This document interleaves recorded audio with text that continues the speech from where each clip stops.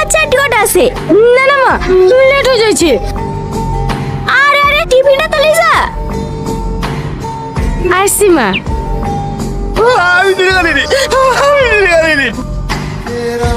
Driver, তো গাড়ি থামাও।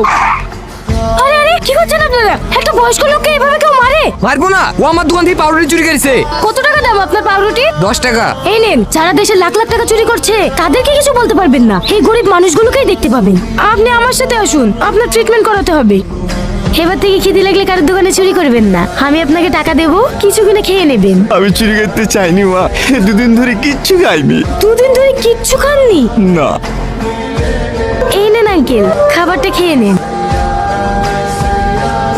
এই ওষুধটা খাওয়ার পরে খেয়ে নেবেন। কি হলো, আবার খাচ্ছেন কেন? এমনি, এই খাবারের স্বাদটা অনেক চিলা মনে হচ্ছে। আমার মা রান্না করেছে, ভালো হয়নি? অনেক সুন্দর হয়েছে।